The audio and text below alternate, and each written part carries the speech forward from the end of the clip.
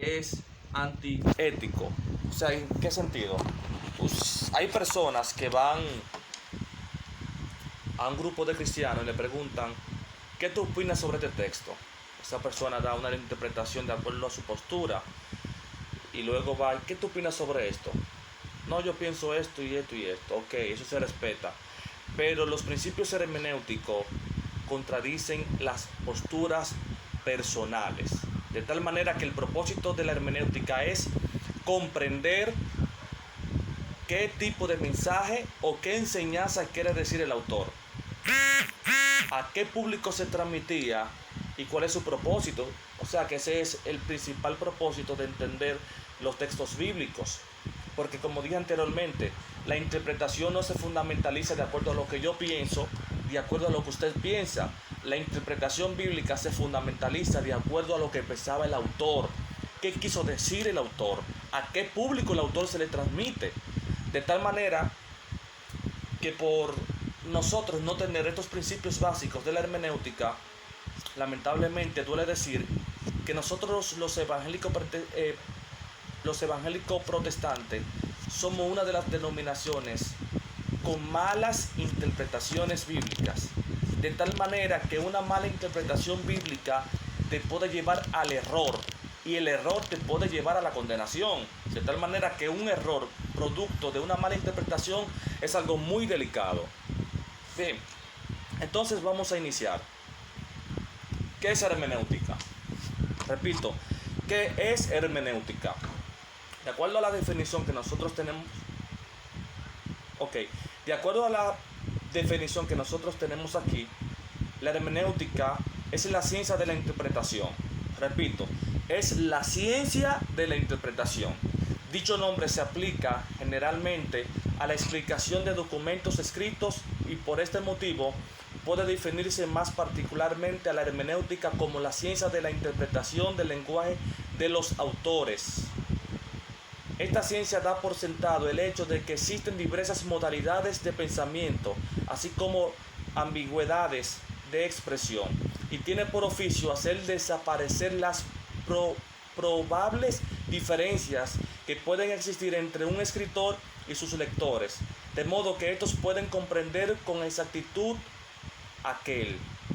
Es decir, que la hermenéutica busca fundamentalizar qué quiso dejar dicho el autor, a qué público el autor se le transmite y por qué se le transmite a ese tipo de público. De tal manera que interpretar todos los textos bíblicos de acuerdo a nuestra postura, estamos cometiendo un error gravísimo. De tal manera, por eso que existen tantas posturas, existen tantos errores de interpretación en nuestras iglesias, que esto se está haciendo daño. De tal manera que esta es la causa principal de la existencia de tantas denominaciones o de tantas sectas que existen hoy en día en cuanto al cristianismo. Bien, ahora la pregunta es, ¿de dónde viene etimológicamente la palabra hermenéutica? Repito, ¿de dónde viene lo que es la palabra hermenéutica? La palabra hermenéutica específicamente viene de un lugar totalmente importante. Hay un lugar muy importante en Europa y parte de Asia llamada la antigua Grecia. Y lo voy a poner aquí. La antigua Grecia. Es decir, esta es la antigua Grecia y esta parte donde está anaranjado más o menos, toda esta parte, todo este vasto territorio geográfico es la antigua Grecia. O sea que estamos hablando aquí, esto aquí es el Peloponeso, todo esto es Grecia.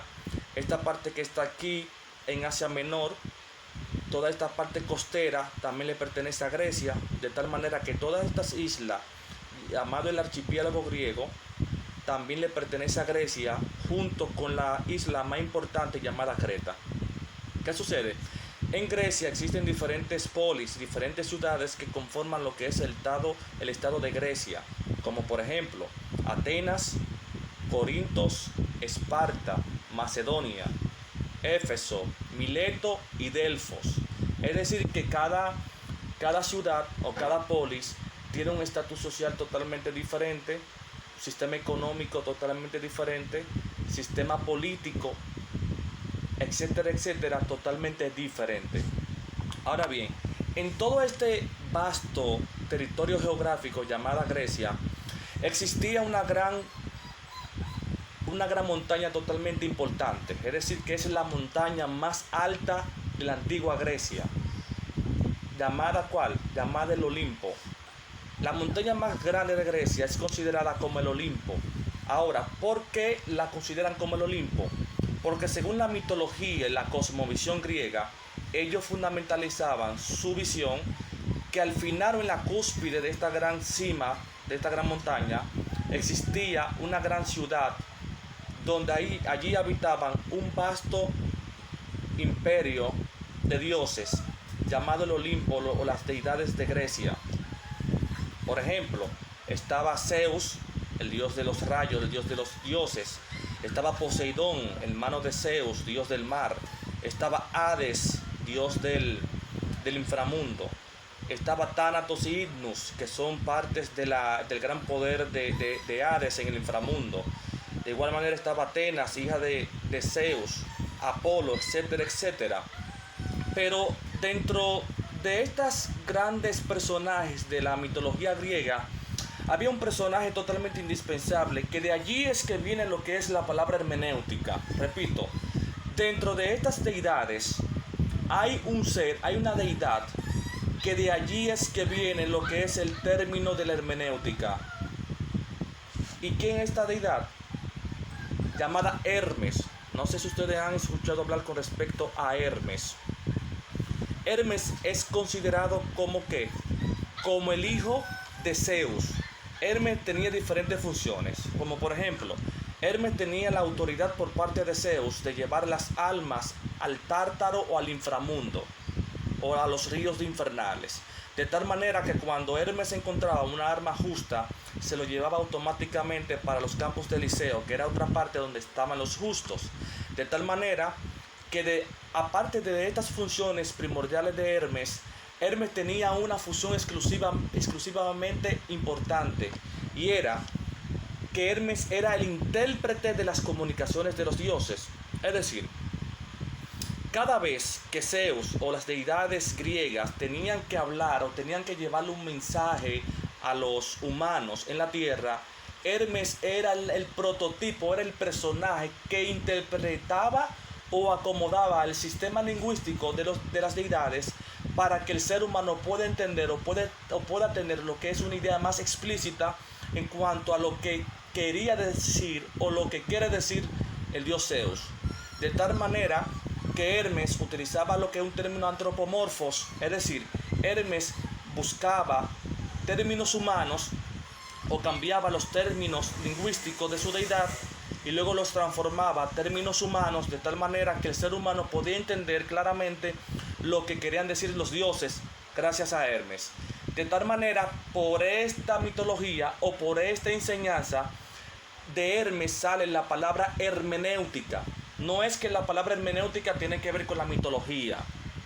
No es que la palabra hermenéutica tiene que ver con la mitología griega, con su cosmovisión, sino que por Hermes, de acuerdo a la filosofía, ser parte de la interpretación de la literatura o del sistema lingüístico de las deidades griegas, de tal manera se le atribuye la palabra hermenéutica como proveniente etimológicamente de lo que es su nombre llamado Hermes. Bien, es decir que de tal manera en la palabra hermenéutica viene del término Hermes, porque Hermes era el hijo de Zeus, que su función principal era interpretar las comunicaciones y los mensajes de las deidades para poder transmitírsela a quienes, a los humanos, de manera antropomórfica, de una manera que el ser humano pueda entender de una manera más sencilla, más clara y más explícita. Bien, ¿estamos claros? ¿Qué opinan sobre esto? ¿Estamos de acuerdo o no estamos de acuerdo? Recuerden que hay 10 puntos. Sí, sí, distinguido, diga.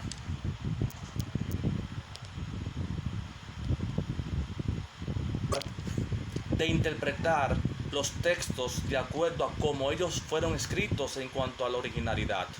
Bien, entonces, sí, entonces la hermenéutica nace bajo la cultura griega, de allí es que viene. De tal manera que los primeros que comenzaron a hablar en cuanto a la hermenéutica fueron los grandes filósofos, por ejemplo. O sea que los primeros que comenzaron a expansionalizar el término hermenéutica fueron los filósofos.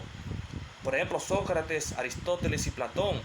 Ejemplo, otro más, el término teología no nace tampoco en la cultura griega, la teología no nace bajo la cultura hebrea, nace bajo la cultura griega, porque el primero que comenzó a establecer lo que es la teología como una ciencia fue el mismo Platón en su llamada a la República. De tal manera que, en conclusión, para poder entender la originalidad de los textos es necesario ir a la originalidad por el cual fueron escritos los textos. Bien. Claro, distinguido.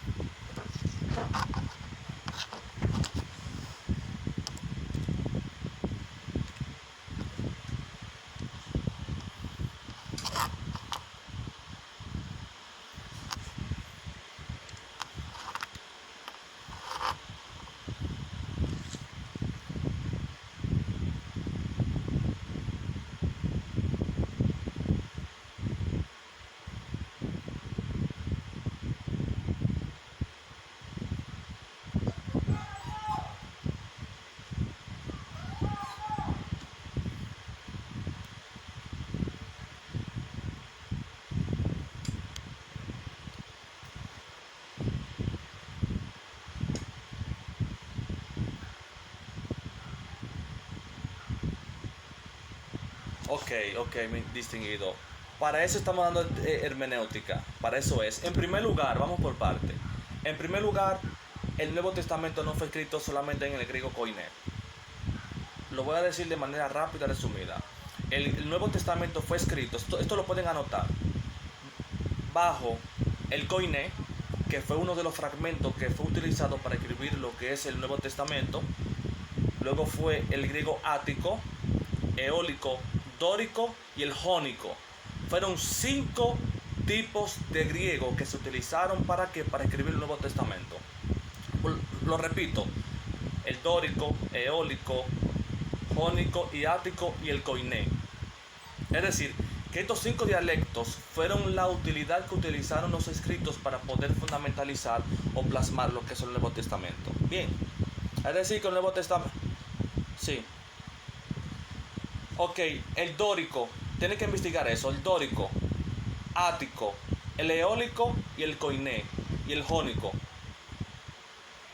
Pero de esos 5 está mayormente el koiné, el ático y el jónico, esos 3 principalmente. Esos 3 fueron más generales para poder plasmar el Nuevo Testamento. Pero esos 5 lo pueden investigar, bien. Por segundo, usted preguntaba de qué manera nosotros podemos irnos al Antiguo Testamento, irnos a su pensamiento cultural, ¿verdad? Esa fue la pregunta. Ok, esa pregunta se la voy a responder en el transcurso de esta clase. Bien, porque no podemos adelantarnos al proceso, ese es el propósito. Pero muy buena la pregunta, ministro, muy buena, porque verdaderamente el propósito de la hermenéutica es irse al pensamiento original, a su cultura, a su cosmovisión, y eliminar nuestra cultura. Bien. Ok, seguimos, continuamos. ¿Por qué es importante la hermenéutica? ¿Por qué es importante la hermenéutica? En primer lugar, desde el momento cuando se comenzó a fundamentalizar de manera histórica lo que fueron las primeras civilizaciones a nivel mundial. Estamos hablando hace 5.900 años, ¿verdad? Específicamente en el año 3900 a.C., en la antigua Mesopotamia, ya que la antigua Mesopotamia es considerada como la cuna de las civilizaciones. De tal manera se le llama así porque la primera civilización a nivel mundial fueron los sumerios en los años 3900 a.C. Y desde el momento cuando se fundamentaliza lo que fue la primera civilización llamada los sumerios, también se fundamentaliza, según la historia, lo que fue el primer sistema de escritura. Eso lo pueden anotar.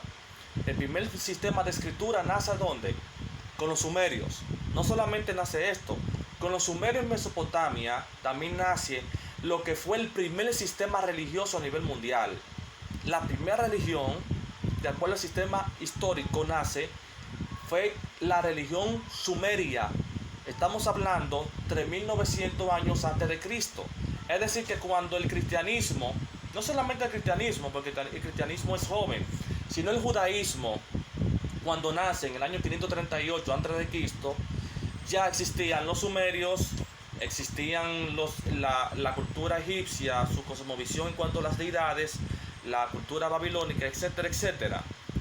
También comienzan a surgir los grandes pensadores, las filosofías, las matemáticas, etcétera, etcétera. De tal manera que la hermenéutica en ese escenario fue importante porque la hermenéutica en aquel entonces le daba un matiz, le daban los métodos necesarios para la interpretación. Por eso decíamos anteriormente que el mismo Platón, Sócrates y Aristóteles utilizaron la hermenéutica para poder interpretar su sistema filosófico, aunque en el sistema filosófico de interpretación no usaron tanto la hermenéutica, sino otro sistema llamado la alegoría, que eso lo vamos a hablar en unos minutos. Bien, ahora, por esta razón, por esto que hemos mencionado, y por diferentes malas interpretaciones, y por diferentes denominaciones y sectas que se han fundamentalizado hasta el sol de hoy, es importante la hermenéutica para nosotros conocer la verdad. Para con nosotros conocer la verdad. ¿Por qué? Porque para conocer la verdad no podemos interpretar la Biblia desde un punto de vista occidental. Repito, para nosotros poder conocer o entender lo que es la Biblia desde un punto de vista original, nosotros tenemos que eliminar lo que es nuestra mentalidad occidental. ¿Por qué? Porque la Biblia tiene un trasfondo oriental. La Biblia fue escrita bajo personajes orientales e incluso, a pesar de que la Biblia fue escrita bajo un pensamiento oriental, en ese mismo oriente existen diferentes cosmovisiones, diferentes culturas, que ahí está el problema. Que a pesar de que ellos son del oriente, cada parte oriental, cada zona geográfica tiene una cosmovisión, un pensamiento, una manera de ver y de interpretar las cosas. Por ejemplo, la Biblia fue escrita, tiene Antiguo Testamento y tiene Nuevo Testamento, ¿verdad? En el Antiguo Testamento fue escrita bajo ¿cuáles idiomas? El hebreo, número 1, y el arameo, número 2. O sea que los fragmentos, por ejemplo, el libro de Esdras y Nehemías y parte de Daniel fue escrito bajo la cultura aramea. Entonces, ¿qué yo quiero decir con esto? Que para yo poder interpretar el libro de Nehemías o aquellos fragmentos de Daniel que fueron escritos en arameo, tenemos que analizar la cultura aramea, no la cultura griega, no la cultura hebrea. ¿Por qué? Porque cuando yo voy a la originalidad, al epicentro, al inicio del sistema literario que por el cual fue escrito ese texto, yo estoy sacando la originalidad, la esencia de los textos originales. Por ejemplo, el Nuevo Testamento fue escrito bajo la cultura griega. Y hablamos que el Nuevo Testamento tiene fragmentos en griego koiné. ¿Alguien más se recuerda? Solo hablé anteriormente. ¿Cómo cuál? ¿Qué más?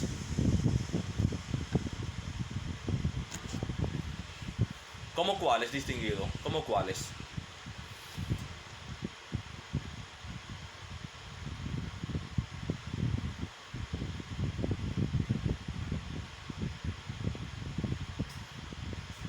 El eólico, exacto. Si usted analiza, si usted hace un análisis, perdón, el jónico y eólico, jónico, eólico. Bien, excelente. Si ustedes analizan o hacen un análisis literario al Nuevo Testamento, se darán cuenta que el sistema literario del apóstol Pablo es totalmente distinto al sistema literario de Pedro. Y eso lo vamos a ver después. Es decir, que el sistema literario de Pablo es un sistema literario totalmente exquisito. Es decir, con una ética, con una pronunciación, con un sistema literario totalmente alto. ¿Por qué? Porque el griego que utilizó el apóstol Pablo fue el jónico y el ático. El jónico y el ático eran usados por los grandes pensadores filosóficos. Es decir, que el griego que utilizó Platón para poder escribir la República, ¿cuál fue? El ático. Los abogados, cada vez que un abogado iba a escribir una obra literaria, ¿qué sistema literario él utilizaba? El jónico, porque el jónico lo hacían los abogados, el ático, los filósofos. De tal manera, por esa razón, que al Pablo se le tenía una gran estima en cuanto a su capacidad intelectual. Porque el único que pudo, aparte de Lucas, pero el único que pudo hacer o escribir o plasmar un sistema literario totalmente alto fue el apóstol Pablo. Es decir, que para poder analizar el Nuevo Testamento necesitamos comprender el koiné, el ático y el jónico, por lo menos estas tres. Bien, porque hay una pluralidad literaria. Y esta pluralidad literaria tenemos que analizarla y tenemos que comprenderla. Bien, porque el propósito del autor es que nosotros tenemos que ir al propósito del autor, no a nuestro propósito, porque nosotros tenemos una cultura dominicana. Por ejemplo, decir casa, no casa, por ejemplo, si usted dice que usted está en olla, una palabra coloquial dominicana, usted está en olla, ¿qué significa eso? Coloquialmente hablando, usted no tiene dinero. Pero si usted va a Venezuela, o si usted aquí escribe un libro, usted dice, mientras yo caminaba en la calle, mientras yo estaba en olla, y un venezolano lee esta obra literaria, es difícil que pueda entender. Y para el venezolano poder entender qué usted quería decir, tiene que irse a la cultura dominicana, al lenguaje coloquial. Entonces, cuando ese venezolano tenga la capacidad y domine lo que es la cultura dominicana, va a entender qué quería decir usted como dominicano. Es decir, que tiene que irse a la dominicanidad. De igual manera, usted tiene que irse a la orientalidad, ir al oriente para poder entender. Bien, entonces aquí tenemos algunos métodos de interpretación. Quiero que aquí me pongan mucha atención. Estos métodos de interpretación, hay algunos que son importantes, pero hay otros que no son tan importantes por la mala forma o por los daños que le están haciendo a las Santas Escrituras. Bien, por ejemplo, el método alegórico. ¿Alguien sabe lo que es la alegoría? ¿Alguien sabe lo que es la alegoría, mis distinguidos? Dice aquí que el método alegórico de interpretación fue muy usado desde temprano entre los judíos de Alejandría. Se basa en una profunda reverencia por las Escrituras y en un deseo de vivir las profundidades de su sabiduría. Dice, se puede usar este método para bien, aunque no abusando de él, pero se notará inmediatamente que su costumbre es desatender el significado común de las palabras y dar muchas veces a toda clase de ideas fantásticas. Es decir, el sistema alegórico no se la recomiendo a nadie en cuanto a lo que es los principios teológicos. ¿Por qué? Porque el sistema alegórico lo que hace es dañar la naturalidad del texto. Repito, el sistema alegórico lo que hace es dañar la naturalidad del texto bíblico. ¿Por qué? Porque ¿cuál es el principio de la hermenéutica o de nuestra hermenéutica? Interpretar la Biblia de manera natural, de manera llana, de manera sencilla, de manera literal. De tal manera que cuando usted interpreta un texto y se va a lo sobrenatural, está destruyendo lo que es la originalidad y la esencia principal de las Santas Escrituras. Ahora, primero, ¿de dónde nace la alegoría? ¿O con qué propósito fue fundamentalizada lo que es el sistema alegórico? En el año 270, estamos hablando en el tiempo intestamentario, en los 400 años de silencio, ¿verdad? En ese tiempo ocurre un importante libro, o la creación de un libro, que es la llamada la Septuaginta, o la Biblia de los 70, que es la traducción de los textos hebreos al griego. Repito, que es la traducción de los textos hebreos al griego. De tal manera que en Alejandría era una gran ciudad que estaba al norte de África, la ciudad más ilustre de África y una de las ciudades más ilustres a nivel mundial. En ese lugar existían pensadores filosóficos, existían teólogos, etcétera, etcétera. ¿Qué sucede? Aquellos judíos de habla griega que estaban en Alejandría, ellos querían algo. Ellos lo que querían era mezclar la Biblia, la Septuaginta, ¿con qué? Con la filosofía. Repito, ellos querían mezclar el sistema literario bíblico, ¿con qué?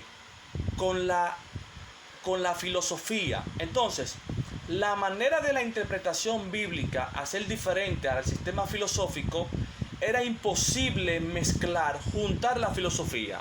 Entonces, para ellos poder interpretar la Biblia o la Septuaginta desde el punto de vista filosófico, ¿qué tuvieron que hacer?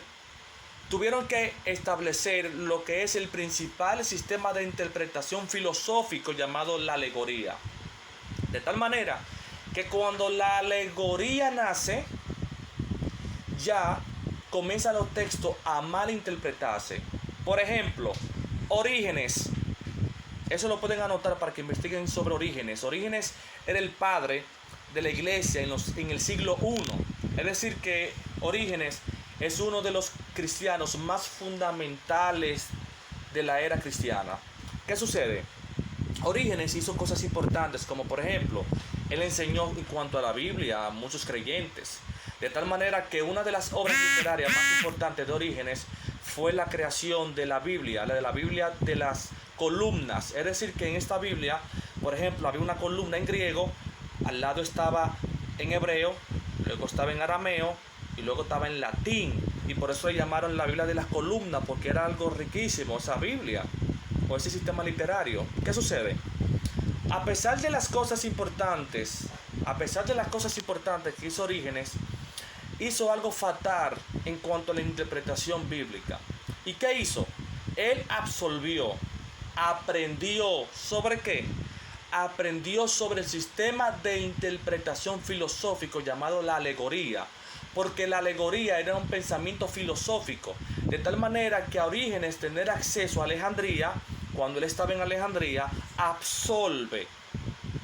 aprende el sistema alegórico y comienza a interpretar los libros bíblicos de acuerdo al sistema alegórico y elimina la hermenéutica. Ahora, ¿qué quiero decir con esto? Que Orígenes comenzó a decir que el Apocalipsis nada es literal, todo es simbólico. Que Satanás no es literal, que el lago de fuego no es literal, que el infierno no es literal, y comenzó a malinterpretar los estudios bíblicos o los estudios teológicos. E incluso luego, cuando nace Agustín de Hipona entre el siglo III y el siglo IV, eso también lo pueden anotar, Agustín de Hipona es considerado como el doctor de la iglesia cristiana, o el doctor en teología más importante, más ilustre del siglo III y siglo IV de aquel entonces. De tal manera que también Agustín implementó diferentes cosas positivas a la iglesia. O sea que muchos fueron enriquecidos, muchos crecieron en cuanto al conocimiento de este personaje. Pero de igual manera como a Orígenes, él también aprendió el sistema alegórico. Y no solamente él lo aprendió en lo personal, él comenzó también a enseñar lo que es el sistema alegórico a los demás, de tal manera que también comenzó a malinterpretar el Apocalipsis, diciendo que el infierno no existe. Comenzó a decir que el lago de fuego no es literal.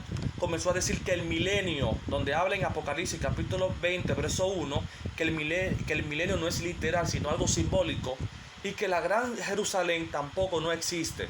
De tal manera que estas posturas de interpretación no solamente se quedaron allí, sino que en toda la historia de la iglesia cristiana fue absorbida, fue expansionalizada, de tal manera que hasta el sol de hoy hay muchos teólogos cristianos que aún interpretan la Biblia de manera alegórica.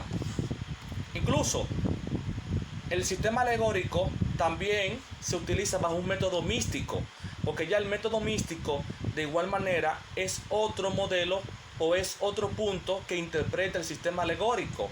Por ejemplo, según el método místico, debe buscarse significados distintos en una misma frase o palabra en la Biblia, y se cae a menudo en opiniones teóricas que carecen de firmeza. Es decir, que el sistema alegórico se va a lo místico, de lo literal a lo místico, y comienza a decir que un término bíblico puede tener 2 y 3 significados a la vez. Es decir, ellos dicen que que una interpretación puede ser espiritual, que esa misma palabra puede ser de justicia, y puede ser literal. Es decir, que tiene 3 tipos de interpretaciones. Y les voy a explicar algo. La Biblia solamente tiene una sola interpretación. Repito, la Biblia, dentro de toda su contextualización bíblica, tiene un solo sistema de interpretación. Ahora, usted en un texto bíblico, usted puede sacar o aplicarlo a su vida personal, o sea, una enseñanza personal. Pero de acuerdo a la originalidad, de acuerdo a la hermenéutica, la Biblia solamente tiene un solo sistema de interpretación, un solo. Cuando usted ve a una persona que está interpretando un término bíblico y lo interpreta a nivel espiritual, a nivel de justicia, a nivel literal, está alegorizando el asunto. Bien, por ejemplo, dice aquí no matarás. Primeramente, en sentido natural, ese es uno de ellos, una de las interpretaciones de la alegoría, que dice que como prohibiendo el asesinato, y también al acariciar pensamientos de odio y de venganza. El segundo lugar, en sentido espiritual, como prohibiendo portarse como diablo y destruir el alma en un hombre. Y en tercer lugar, en el sentido celestial, los ángeles entienden por matar el aborrecer o el Señor o la palabra. Es decir, que el sistema alegórico puede tener o puede sacar triple interpretación en un solo texto bíblico. Y esto es un error fundamental. Esto es un error que se ha cometido desde los tiempos de la Edad Media. Bien, ¿qué ustedes opinan en cuanto a esto?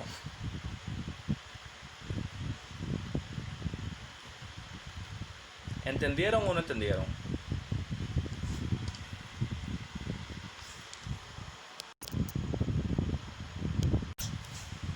Continuamos. El método de recomendado o el método recomendado histórico-gramático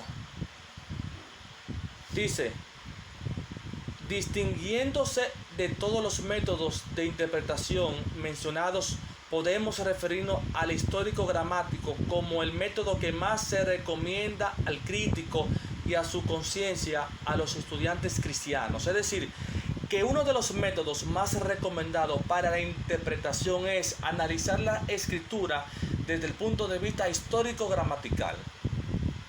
¿Qué yo quiero decir con esto? Lo que yo quiero decir con esto es que si usted va a interpretar la Biblia desde un punto de vista histórico, no es que usted va a decir, Juan 3:16, que Jesús dijo que de tal manera Dios amó al mundo. Ok, eso dice la Biblia en Juan 3:16, pero muchas veces hay textos que tienen una analogía histórica en el Antiguo Testamento. Es decir, hay textos bíblicos, escuche bien, hay textos bíblicos que están decodificados en el Nuevo Testamento, pero sus raíces nacen en el Antiguo Testamento. Repito, hay textos bíblicos que sus raíces están en el Antiguo Testamento, pero están decodificados en el Nuevo Testamento. ¿Qué yo quiero decir con esto? Que es inaudito, es un error que una persona interprete un texto bíblico del Nuevo Testamento desahuciando lo que es el Antiguo Testamento. ¿Por qué? Porque para poder entender el Nuevo Testamento, escuche bien esto, para nosotros poder entender lo que es el Nuevo Testamento, primero tenemos que analizar la contextualización del Antiguo Testamento. ¿Por qué? Porque la Biblia es como un árbol. La Biblia es como un árbol. ¿Las raíces qué son? Las raíces es la Torá. Cuando hablamos de la Torá estamos hablando de los libros pentateucos. Cuando hablamos de los libros pentateucos, estamos hablando de los libros que fueron escritos por ¿quiénes?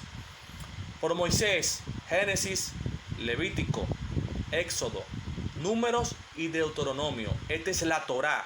Este es que el Pentateuco. Esto lo representa que las raíces. Entonces, ¿cuál es el tronco? El tronco es el Antiguo Testamento, los libros proféticos, los libros poéticos, los Nebeín, los Ketubín, que esos son los fragmentos de la Biblia hebrea. Torá, Nebeín y Ketubín, el Antiguo Testamento. ¿Y cuáles son las ramas? El Nuevo Testamento.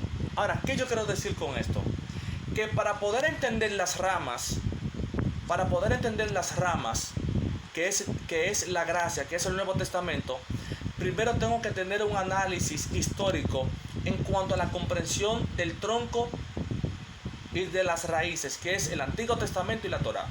Es decir, cuando yo interpreto el Nuevo Testamento eliminando lo que es la Torá o el Antiguo Testamento, estoy eliminando la parte histórica. ¿Por qué? Porque el Nuevo Testamento es una decodificación. El Nuevo Testamento es una revelación revelada del misterio plasmado en el Antiguo Testamento. Y eso lo vamos a aplicar en unos minutos y vamos a poner varios ejemplos. Es decir que Sí.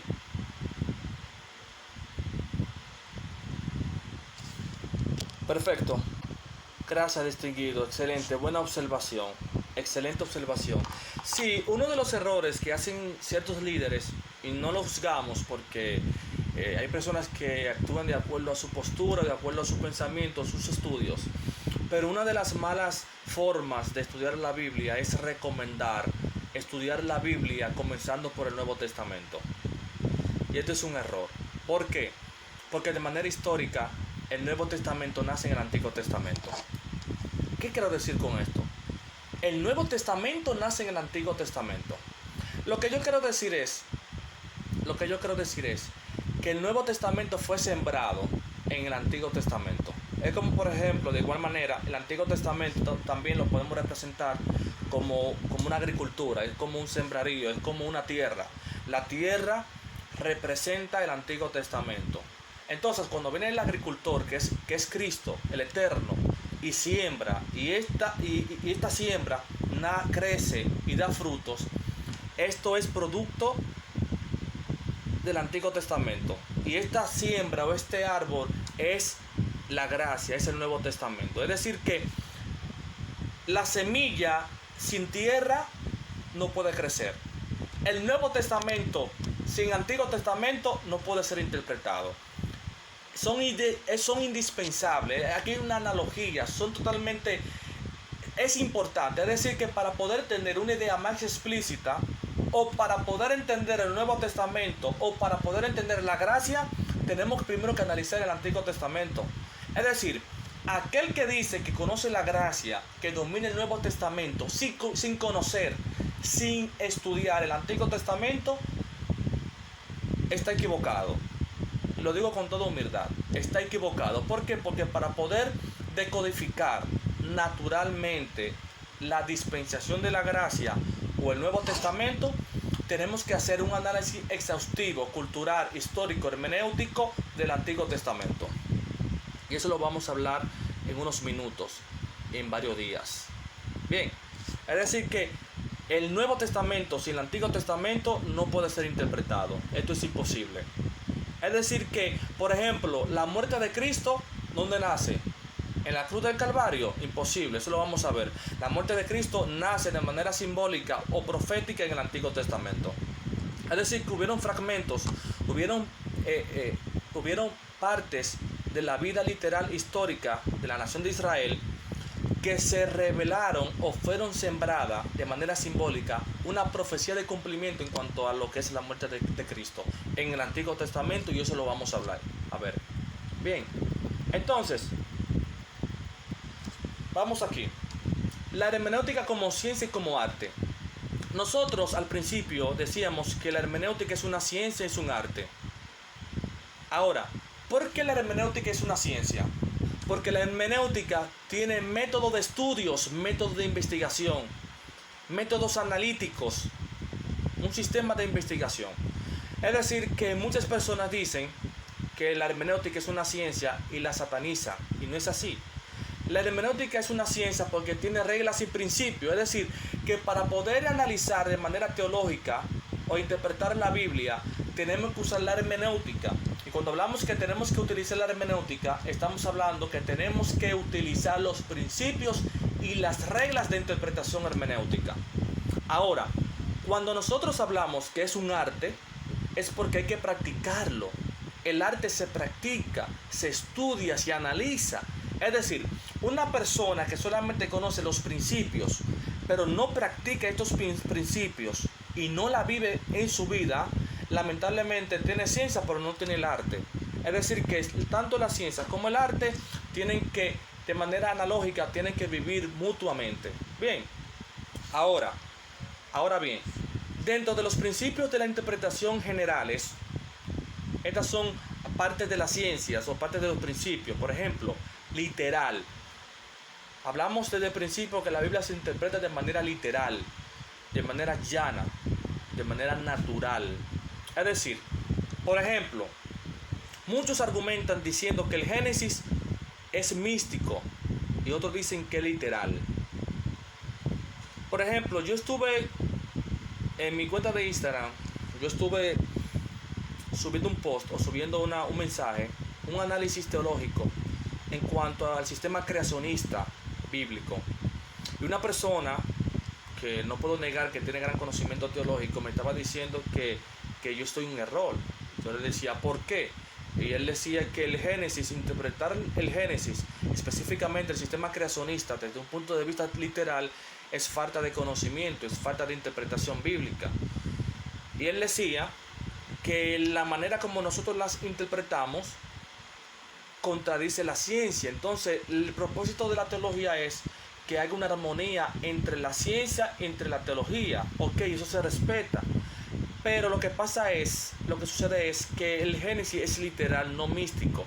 Lo que pasa es que estas personas que interpretan el Génesis desde el punto de vista alegórico o semiótico, lo están interpretando porque ellos encuentran que no hay método o no hay regla de interpretación para uno sacar la literalidad de estos textos del sistema creacionista. Por ejemplo, ellos dicen que cómo va a ser literal el Génesis, la creación, si la Tierra, según la geología, dice que hay rocas que dicen que tienen millones de años de existencia, que según la astrofísica o la ciencia cuántica dice que la Tierra tiene más de 3.000 millones de años de existencia. Entonces, como ellos dicen que cómo es posible que Dios dice que Dios creó el mundo en 7 días literales. Entonces, ellos dicen que hay una discrepancia rotunda, hay un océano, hay un abismo de interpretación. Entonces, yo digo que es literal. ¿Por qué literal? Porque, como dije, lo que pasa es que ellos no tienen la manera de la interpretación. Ahora, de acuerdo a cómo nosotros interpretamos la Biblia de manera hermenéutica, recuerden que la Biblia hay que interpretarla de manera crítica y analítica. ¿Por qué? Por ejemplo, de acuerdo a la postura que nosotros tenemos a nuestras propias investigaciones y análisis de lo que es el sistema creacionista, nosotros podemos decir que estos 7 días literales no fueron 7 días literales exactamente, sino fueron millones de años de existencia que Dios tuvo que durar para poder crear al mundo. Es decir, por ejemplo, en primer lugar, escuche esto, ¿cómo yo fundamentalizo que sí Dios creó el cielo y la luna y todo el cosmos, pero verdaderamente no fueron 7 días literales? Fácil. En primer lugar, ¿qué determina el tiempo? El tiempo lo determina ¿qué? El sol y la luna, es decir, que son las esferas en el cosmos que determina el tiempo, las 24 horas, el día y la noche. Es decir, que si no hay sol, no hay luna, ¿cómo es posible que va a pasar un primer día, un segundo y un tercer día? Entonces, ¿qué yo quiero decir con esto? Cuando Dios dice que Dios creó los cielos y la tierra y todo, y dice que pasó el primer día, no son días literales, sino días simbólicos. ¿Por qué? Porque aún en el primero y en el segundo día, el sol y la luna, que es lo que determina el tiempo humano, no existía. De tal manera que cómo es posible que Moisés pudo plasmar que pasó 24 horas si el sol y la luna no existía. Ese es un ejemplo. De igual manera, si Dios creó en el sexto día al hombre, y Dios lo creó y lo formó del subsuelo, ¿cómo es posible que en el mismo día, en la misma hora, el mismo Adán tuvo inquietud y se sintió solo y quería una mujer, un acompañante? Es decir, si usted es una persona crítica y analítica y pensante, usted va a entender que no son 7 días literales, sino que son millones de años. Lo que pasa es, escúcheme bien, lo que pasa es que cuando Dios le transmite este conocimiento a Moisés, para que Moisés la plasme, el mismo Dios tuvo que llevar esta revelación de manera antropomórfica, de manera humana, para que Moisés pueda decodificar lo que está viendo.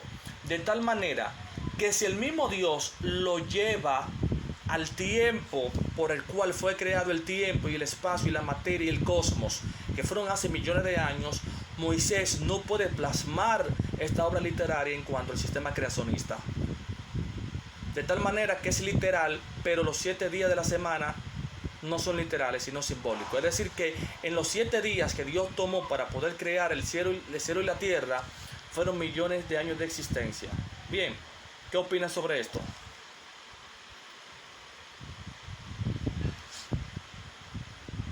¿Qué opinan? Sí,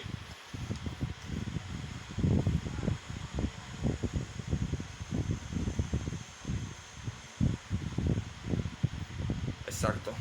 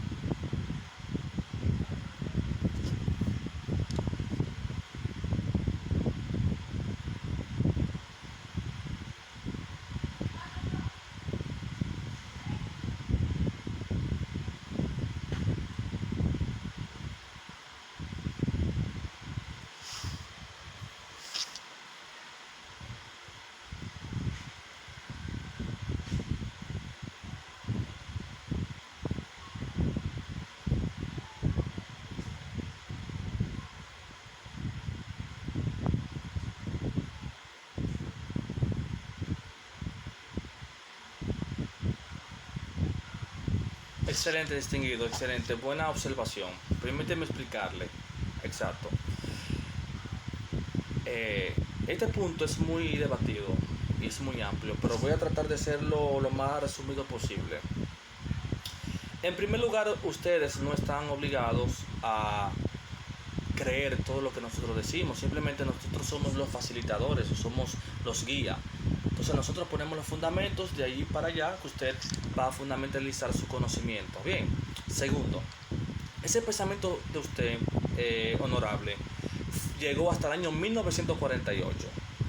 ¿Por qué llegó hasta 1948 esa interpretación? Porque en el año 1947 al 1948 se descubrieron unos rollos llamados los rollos de Qumran o los rollos del Mar Muerto. Eso tienen que investigarlo todos ustedes. Los rollos de Qumran o los rollos del Mar Muerto. Estos rollos de Qumran fueron escritos por los esenios. Estamos hablando en el año 165 a.C. Eran rollos escritos en griego, en arameo, etcétera, etcétera, que fueron escritos por personas ilustres, por personas sacerdotes, por personas judías que se fueron a las montañas, a los desiertos para poder escribir de acuerdo a la revelación que Dios le daba, ya que ellos estaban en contra del sistema judaizante por las profanaciones del templo de aquel entonces. ¿Qué sucede? De acuerdo a estos escritos que los esenios escribieron, que son considerados como el descubrimiento más importante de toda la historia, ellos fundamentalizaron algo, y es que en el verso 1, en el verso 2, cuando dice en el principio creó Dios los cielos y la tierra, aquí hay una mala transliteración, aquí hay una mala forma literaria. ¿En qué sentido? En el original no fue que Dios creó. Repito, en el original, en el texto original no fue que Dios creó. De acuerdo a los análisis de los esenios, ellos dicen que en el original, en la Torá, en el Bereshit es Bereshit oró Elohim. En español es Bereshit, es decir, en el principio Dios comenzó a crear los cielos y la tierra.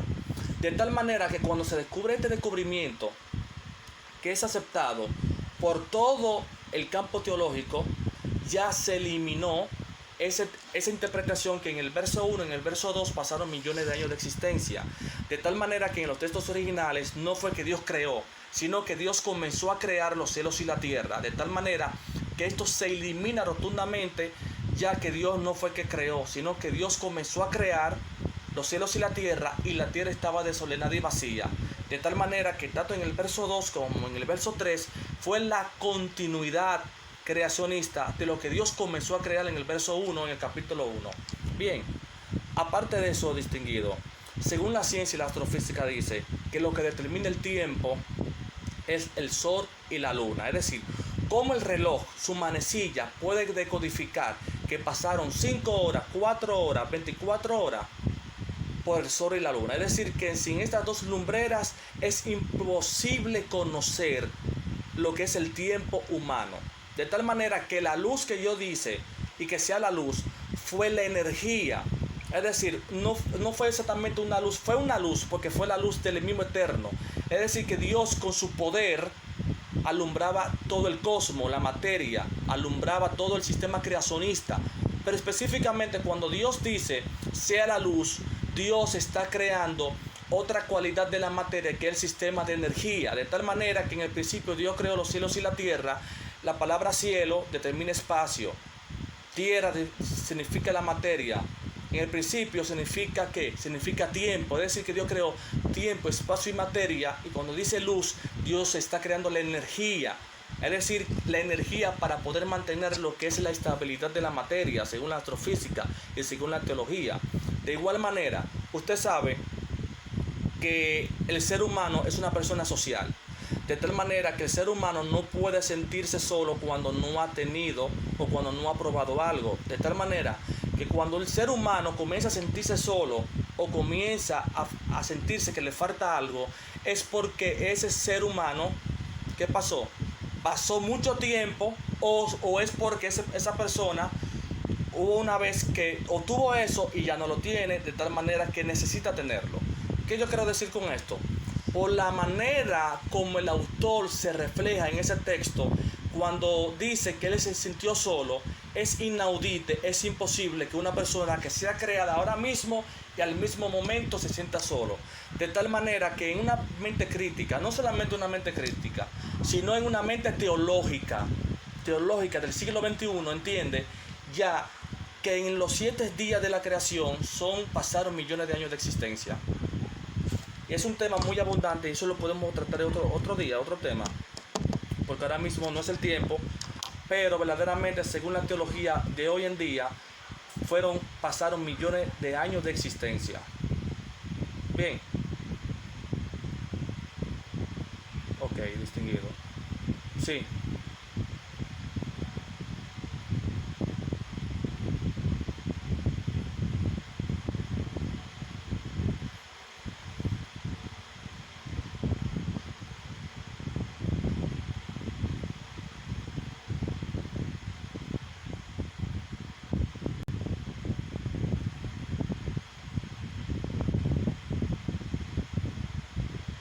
Claro, distinguido. Sí, distinguido. Investigue sobre los rollos de Qumran, sobre los esenios, y escribe en cuanto a los fragmentos del Génesis de Bereshit. Usted puede investigar eso y puede entender con más claridad. Bien, excelente. Entonces, continuamos, mis hermanos. En cuanto a otra ciencia, en cuanto a otro principio de la interpretación, tenemos el significado de las palabras. Es decir, que nosotros para poder entender el texto desde el punto de vista original, tenemos que dominar los significados de la palabra. Y cuando nosotros hablamos que debemos de entender en cuanto al significado de la palabra, estamos hablando que tenemos que irnos a los lenguajes o al sistema literario original. Por ejemplo, si en el Nuevo Testamento, ya lo hemos hablado en toda la clase, pero si en el Nuevo Testamento habla, por ejemplo, de la palabra apostasía, el mejor significado original, esencial, que le da la palabra apología o la palabra apostasía específicamente, lo da bajo su contexto natural y original, que es la hermenéutica. Por ejemplo, la palabra apóstol, ¿dónde nace la palabra apóstol?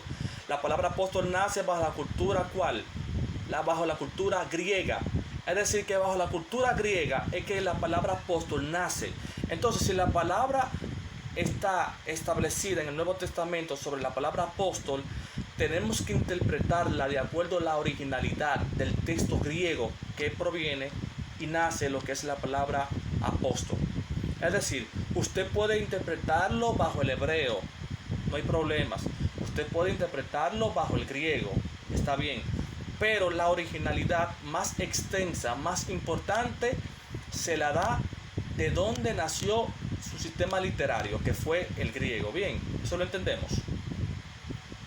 Entonces, en cuanto a lo que es la historia, ya la historia lo hemos hablado anteriormente, ¿verdad? Que tenemos que conocer lo que es la historia. Esto es indispensable. En cuanto a lo que es el contexto es totalmente fundamental. Dice que el contexto deriva del latín contextus, que significa lo que rodea a un acontecimiento o hecho.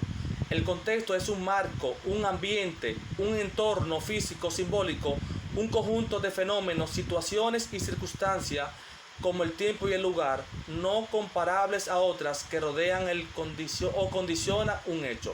Es decir, que uno de los principios de la hermenéutica es analizar los textos bíblicos a nivel contextual. Es decir, la contextualización es totalmente indispensable. Por ejemplo, le pondré un ejemplo del contexto. Dice en 2 Corintios 3:6, el cual asimismo nos hizo ministros competentes de un nuevo pacto, no de la letra, sino del espíritu, porque de la letra mata, mas el espíritu vivifica. Repito, porque la letra mata, mas el espíritu vivifica. ¿Qué usted opina sobre este texto? ¿Qué quiere decir?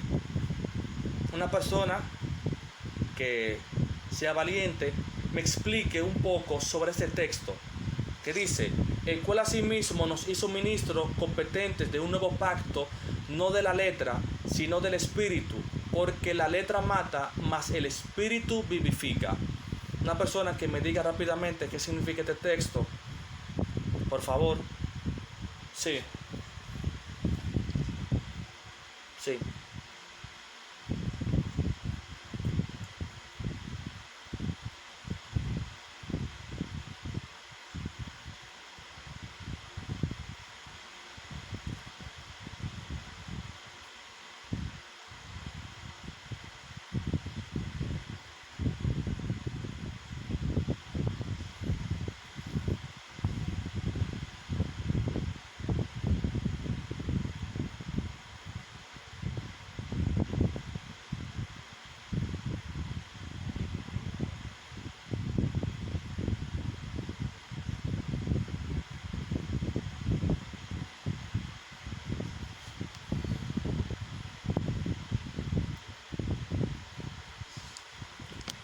Excelente, distinguido, muy bien. Sí, como usted dice, en ese tiempo había...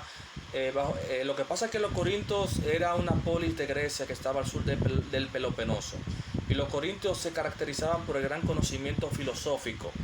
Es decir, que el 98%, el 99%, así decirlo, o el 98% de los ciudadanos de los Corintios eran totalmente ilustres. Es decir, que los dos porcentajes que existían eran esclavos.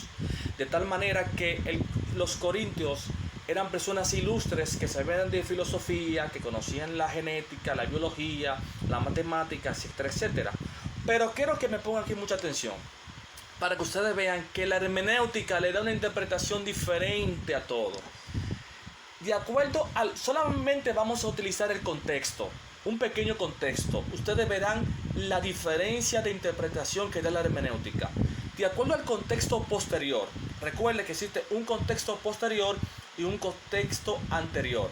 Pero de acuerdo al contexto posterior, en 2 Corintios 3:7, escuche cómo dice: y si el ministerio de muerte, grabado con letras en piedra, fue con gloria, tanto que los hijos de Israel no pudieron fijar la vista en el rostro de Moisés a causa de la gloria de su rostro, la cual había de perecer, ¿cómo no será más bien con gloria el ministerio del Espíritu? ¿Qué quiere decir el contexto posterior? El contexto posterior quiere decir que la letra que está hablando Pablo, que la letra mata más el Espíritu vivifica, está hablando la letra de la ley. Está hablando que los corintios estaban practicando, estaban aprendiendo en cuanto a la Torá, sobre el judaísmo. Es decir, había un ambiente de judaísmo entre los corintios, de tal manera ellos estaban aprendiendo, estaban practicando el judaísmo, y estaba hablando en pocas palabras que el Espíritu vivifica, o sea, la gracia vivifica. O sea que ya no vivimos bajo una dispensación antigua, bajo un pacto antiguo, sino vivimos bajo ese pacto nuevo que es la gracia. ¿Entienden? Eso para que ustedes vean cómo la hermenéutica le da una interpretación totalmente diferente. Es decir, de acuerdo al contexto posterior, no está hablando específicamente de lo que es el conocimiento de los corintios, porque eso también es bíblico, eso no lo podemos negar. Pero específicamente, de acuerdo a la originalidad y a lo que quería decir el autor, es que Pablo estaba diciendo en pocas palabras que dejen de practicar y de vivir bajo la ley de Moisés. Por ejemplo, dice aquí: y si el ministerio de muerte fue grabado en letras en piedra, fue con gloria. Entonces, ¿qué fue escrito en piedras? La ley, la moral, los 10 mandamientos. Eso es lo que fue escrito en piedra. Es decir, que lo que está diciendo en pocas palabras es que la ley de Moisés, en cierto sentido, está obsoleto, y ahora estamos en una nueva dispensación, que es el nuevo pacto, que es la gracia. ¿Qué usted opina en cuanto a esto?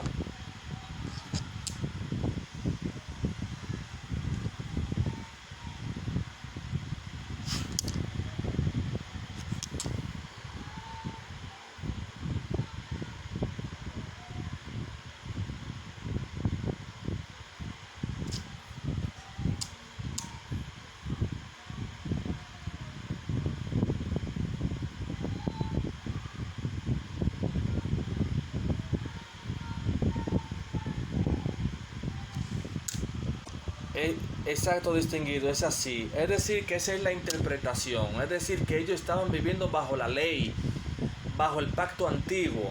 Y entonces eso es lo que Pablo estaba diciendo. Incluso si nosotros lo interpretamos en nuestra cultura occidental, ¿qué vamos a decir? que el conocimiento es pecado. Y eso es lo que muchas personas lo malinterpretan. O sea que esto es peor aún. O sea, nos estamos yendo a otro horizonte totalmente distinto. Es decir, el hecho de yo decir que la letra que habla Pablo en este momento, que es el conocimiento, estamos malinterpretando. Y entonces cuando nosotros malinterpretamos, vamos al error. Y cuando hay error, vamos a la perdición. Porque cuando una persona dice que el conocimiento es pecado, el mucho conocimiento es pecado, lo está llevando ¿a qué? Lo está llevando al hoyo, literalmente hablando. Entonces aquí la hermenéutica es tan importante que le da una interpretación totalmente distinta y con el propósito de buscar la interpretación original del autor. Bien, entonces ya estamos terminando. Por ejemplo, otro principio es los idiomas. Dice que los idiomas en los que se escribieron los textos bíblicos son hebreo, arameo y griego. Hablamos, por ejemplo, que el Antiguo Testamento fue escrito en hebreo, el Antiguo Testamento, pero en Daniel, parte de Daniel, de Esdras y de Nehemías fue escrito en arameo. Ahora, ¿por qué fue escrito en arameo? Porque cuando el pueblo de Israel duró 70 años de cautividad en Babilonia, y cuando Israel sale en el año 538 para su tierra, Israel tuvo diferentes beneficios importantes. Y uno de los beneficios fue que ellos adoptaron el sistema de arameo, o sea, el sistema literario, la lengua aramea, de tal manera que desde la cautividad babilónica y post cautividad se comenzaron a escribir los libros en arameos. Bien, de allí que viene la lengua aramea, desde la cautividad babilónica.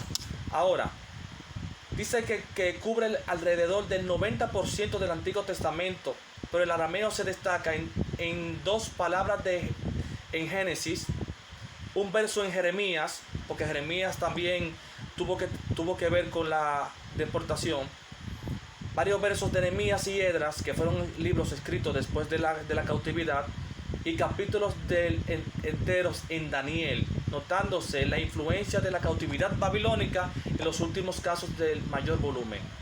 Por ejemplo, la lengua griega es una lengua completamente diferente por definición. Es el origen indoeuropeo, por ello es declinada, lo cual implica variaciones en las palabras según el objeto o funciones. Recuerdan que el Nuevo Testamento fue escrito en griego, no solamente en griego koiné, sino en griego ático, y jónico, dórico y el eólico. Entonces, para yo entender o interpretar el Nuevo Testamento desde un punto de vista original, tengo que dominar esta culturas, el griego, específicamente el griego general, luego dominar los tipos de dialecto griego, como el dórico, como el eólico, como el jónico, el ático y el griego koiné. Porque el griego koiné es un griego del burgo, es el griego de los campesinos. Entonces, el griego koiné, los griegos no lo hablaban. Los griegos en Grecia no hablaban el griego koiné. ¿Por qué? Porque el griego koiné comenzó cuando Alejandro Magno comienza a dominar todo el vasto mundo en aquel entonces. Entonces, cuando los griegos comenzaron a helenizar o comenzaban a dominar los territorios de Asia, esos extranjeros de Asia, de otro tipo de cultura, comenzaban a hablar griego. El griego que ellos comenzaban a hablar era un dialecto, de tal manera que este dialecto era como un griego como acampesinado, más o menos. De tal manera que este griego acampesinado comenzó a llamarse el griego koiné. Pero los griegos, ni Alejandro Magno, ni los filósofos, ninguno de ellos hablaban el griego koiné. Bien. Luego existe el arameo, como lo hablamos anteriormente, que el arameo es una lengua mesopotámica, nacida en Siria. El imperio asirio también lo hablaban los amorreos y Babilonia. En cuanto al sistema cultural, recuerden que nosotros tenemos que analizar lo que es el sistema cultural, que eso es totalmente indispensable. La cultura griega de tal manera, y de tal manera también sus traducciones bíblicas. ¿Por qué sus traducciones bíblicas? Porque recuerden que los primeros escritos fueron escritos en hebreo, ¿verdad? Entonces, cuando los primeros escritos fueron escritos en hebreo, para poder mantener lo que era la credibilidad y la parte literaria, para que no se perdieran, se tuvo que transcribir de un texto a otro, es decir, de un papiro a otro, porque el papiro tenía un tiempo de caducación, un estado de vida. Entonces, para poder mantener lo que eran los escritos del Antiguo Testamento, se tuvo que pasar de un texto a otro para poder mantenerlo. De tal manera que luego viene el Targum. Cuando los textos originales del hebreo son interpretados de acuerdo al Targum, ahí también comienzan a perder la originalidad. De Targum a la Septuaginta comienza a perder también originalidad, de tal manera que la Biblia Reina Valera es el libro, creo que ustedes han dado ya esta materia, otros temas. La Biblia Reina Valera es uno de la Biblia que con más errores de traducciones tiene. Es decir, una persona que va a estudiar la Biblia o va a hacer hermenéutica bajo el fundamentalismo de la Reina Valera está cometiendo un poco error. ¿Por qué? Porque nosotros recomendamos es que si usted va a utilizar lo que es la Reina Valera, tenga diferentes libros, diferentes Biblias, diferentes traducciones bíblicas. Por ejemplo, la Biblia la luterana es muy buena, la Pechita es totalmente buena. ¿Qué otra Biblia también es buena? La de Latinoamérica, la de Jerusalén es totalmente indispensable también. Por ejemplo, la Pechita es totalmente importante, porque según la papirología, escuche esto, que esto es importante ya para terminar. Según la papirología, que es la ciencia que estudia los documentos antiguos, se ha determinado que los libros hipnóticos, tanto Mateo como Lucas y Marcos, fueron escritos en arameo, de tal manera que los únicos, específicamente, los únicos libros del Nuevo Testamento que hay fragmentos en arameo fueron en los libros hipnóticos, en los evangelios. ¿Por qué? Porque según la papirología, que es una ciencia que estudia los documentos antiguos, fueron escritos en arameo. ¿Qué quiero decir con esto? Que para usted buscar la originalidad o la esencia principal de los libros hipnóticos, le recomendamos que tenga una Biblia Pechita, que la Pechita viene del Targum, de los libros arameos, para que usted pueda interpretar los evangelios. Ven, tenemos preguntas. Hasta aquí hemos llegado ya. Es decir que ya esta es una sección, por lo menos 5 minutos de hacer preguntas o interactuar un poco. Si usted entiende que hubo algo que no está de acuerdo, puede hablar ahora. Sí.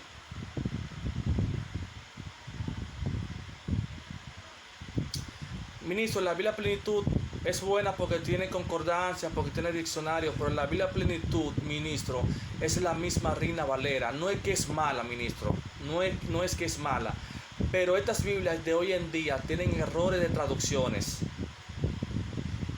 Lo que vamos a hacer es que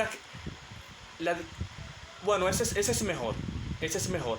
Lo que vamos a hacer es que la próxima semana yo voy a dar una introducción en cuanto a la importancia de las traducciones bíblicas, para que ustedes me entiendan mucho más mejor. Que una hermenéutica sin el dominio de esto no es hermenéutica. Esto es indispensable. Bien. Por ejemplo, la de Jerusalén es muy buena. Por ejemplo, por internet aparece también la Torá, que son los libros escritos por Moisés, que son muy importantes. La Tanakh, no sé si ustedes saben lo que es la Tanakh. La Tanakh es el Antiguo Testamento, pero en hebreo, es decir, que de allí viene lo que es la originalidad.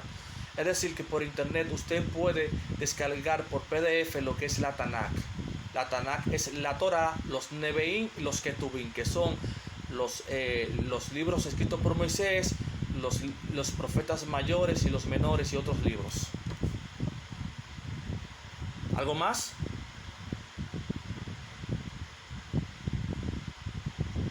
Perfecto.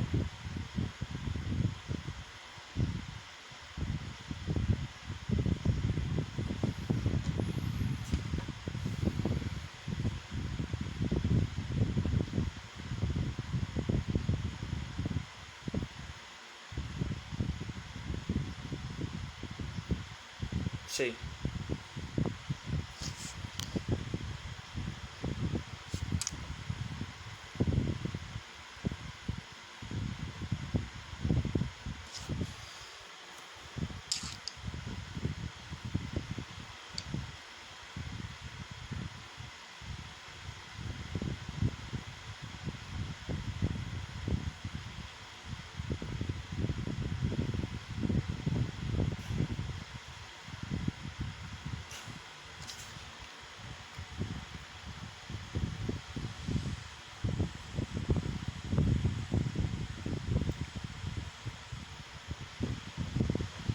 Sí, distinguido.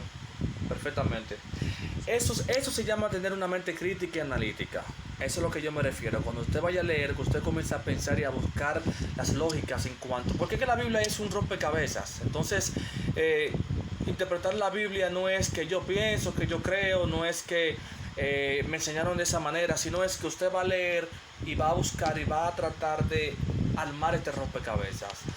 Le voy a dar una pequeña pincelada. Lo que vamos a hacer es que la semana entrante vamos a iniciar con esto. La pregunta es, ¿Israel adoptó cultura egipcia? Sí, por supuesto. En la Biblia hay fragmentos egipcios.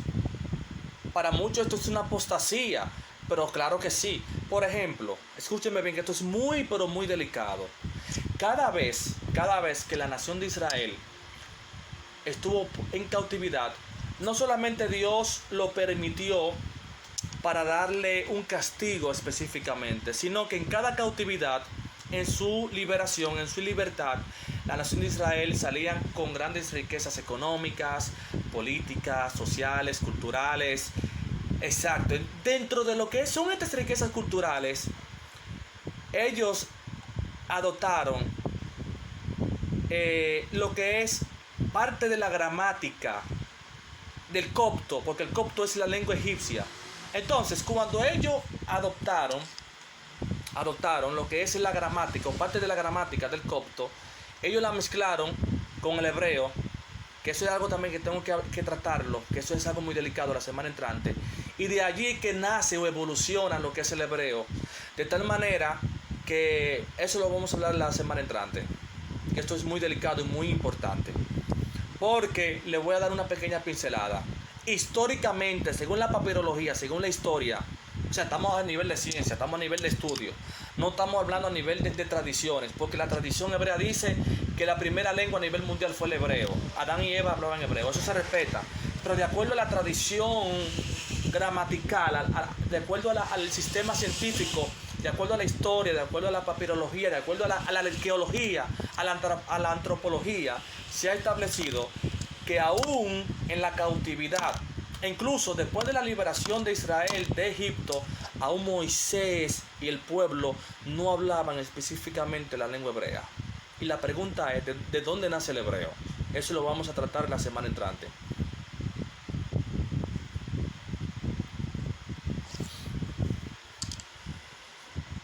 Sí.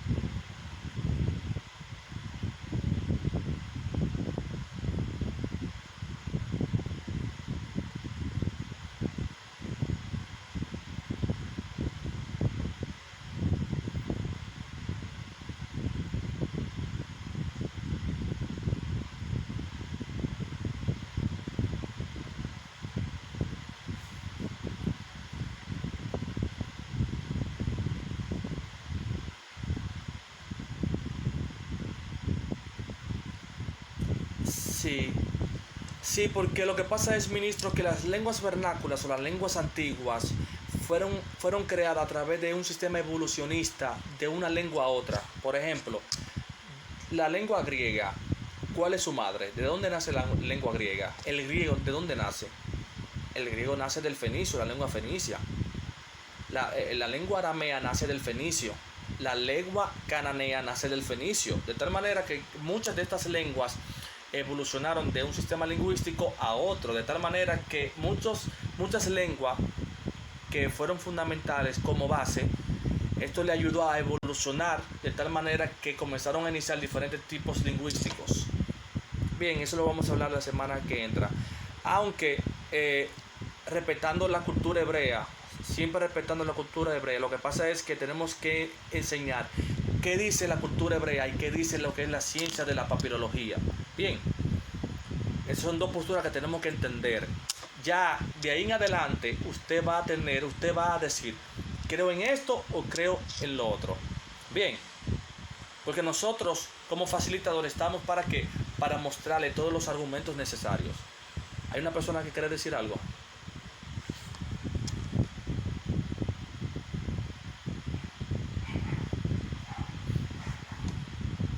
Sí.